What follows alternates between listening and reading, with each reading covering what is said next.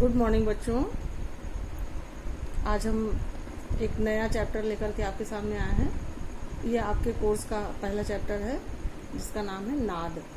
ठीक है, class 12th, subject है म्यूज़िक वोकल और मैं डॉक्टर श्रद्धा मालविया पढ़ा रही हूँ।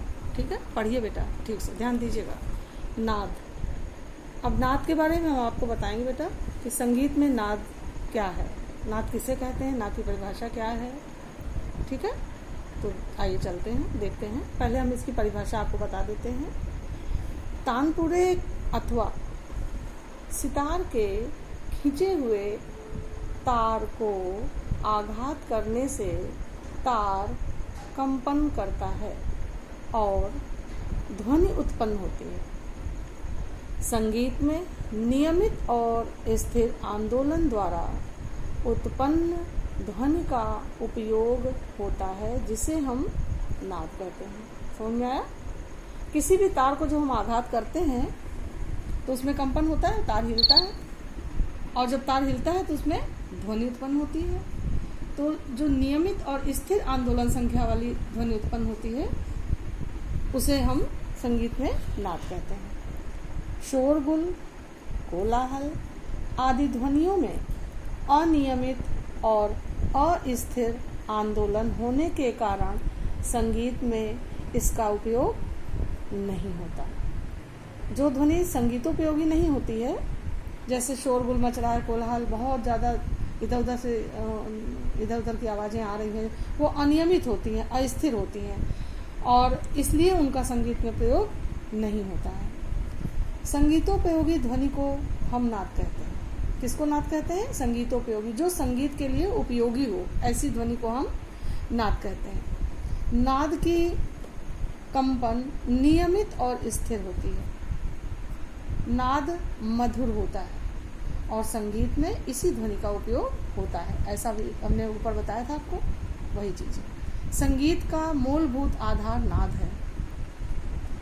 जब ध्वनि ही नहीं होगी तो आगे फिर कोई किसी भी चीज़ का संचालन नहीं हो सकता है। इसलिए हम संगीत के मूलभूत आधार को नाद मानते हैं। अब नाद की उत्पत्ति कैसी हुई ये बताना चाहते हैं। नाद शब्द नद धातु से बना है।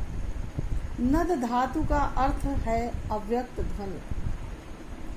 नद धातु दो अक्षरों से मिलकर बनी है। पहला नकार, न को हम नकार बोलेंगे और नकार का अर्थ है प्राण, और द को हम दकार बोलेंगे जिसमें दकार का अर्थ है अग्नि। नकार का अर्थ यहाँ पर प्राण माना गया है और दकार का अर्थ अग्नि। नकारः प्राण बीजः स्याद दकारो वह्निरुच्यते। इससे यह स्पष्ट है कि प्राण और अग्नि के संयोग से नाद की उत्पत्ति होती है। आचार्य शारंगदेव ने नाद की उत्पत्ति पर कुछ इस प्रकार प्रकाश डाला है।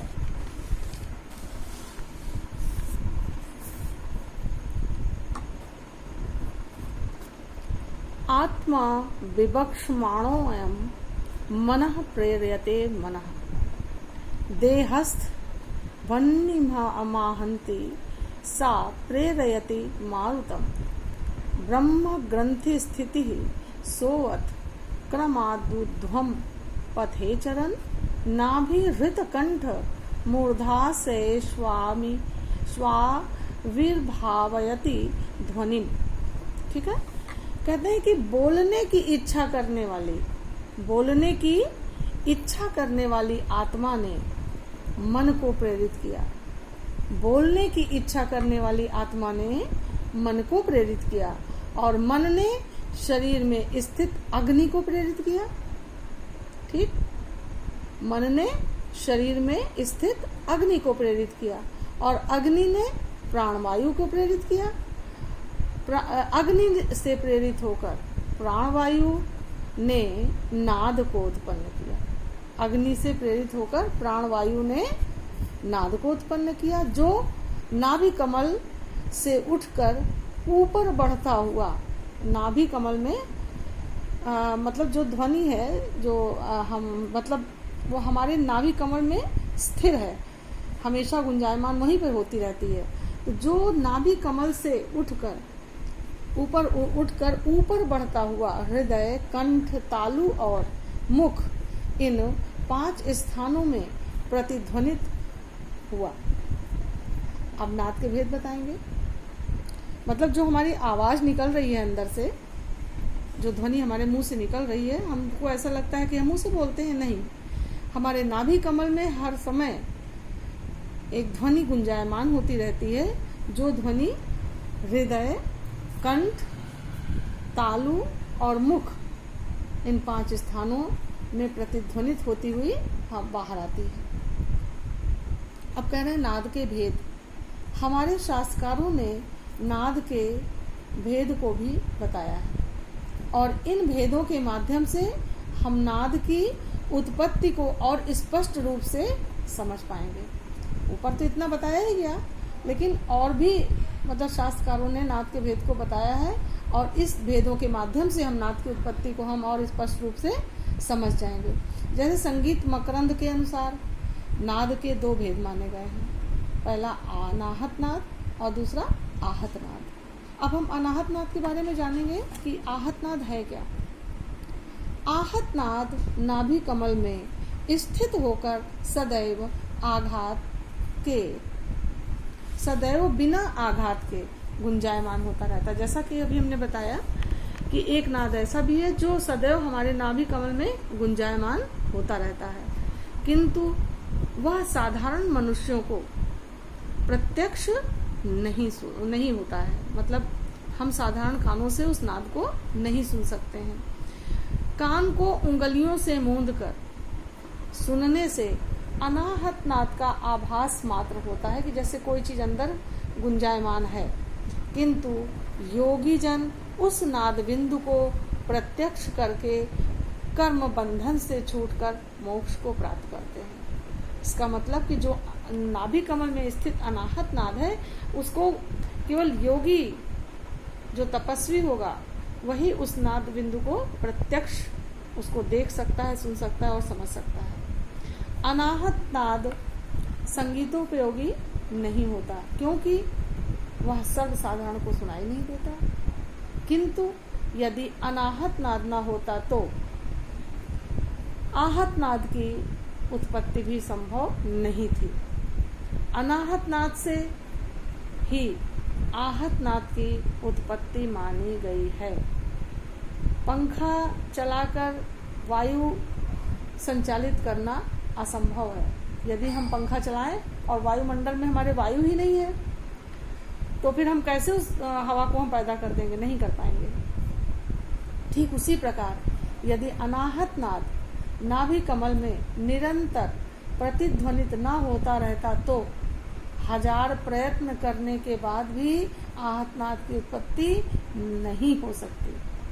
आहत नाद, अब आहत नाद किसे कहेंगे हम?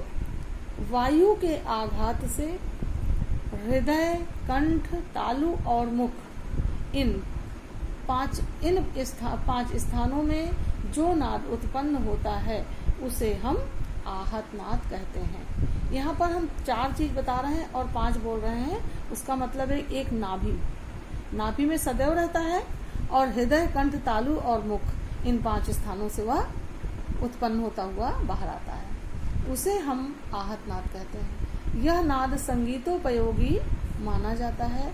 आहत नाद से ही श्रुतियों की भी उत्पत्ति मानी गई है।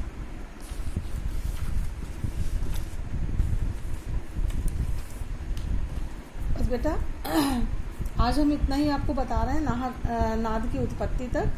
ठीक, हमने नाद की उत्पत्ति बताया आपको, और नाद की पहले हमने परिभाषा बता दिया, नाद की उत्पत्ति के बारे में बता दिया कि नाद कैसे उत्पन्न हुआ है, इनके भेदों के माध्यम से कि कितने भेद हैं, कौन सा नाद पहले हमेशा गुंजायमान है, जिनसे हम एक नाद और उत्पन्न कर रहे हैं। तो ये हमने नाद के भेद और नादोत्पत्ति मैंने आपको विस्तार से बता दिया है। इसको आप स्पष्ट रूप से पढ़िएगा, लिखिएगा, समझिएगा, और कहीं भी अगर ना समझ में आए तो आप मुझसे बार बार पूछेंगे, मैं बार बार उसका उत्तर दूंगी। ठीक है, और इसका आगे का पोर्शन हम कल लेकर के आएंगे। ठीक। बाय बाय बेटा।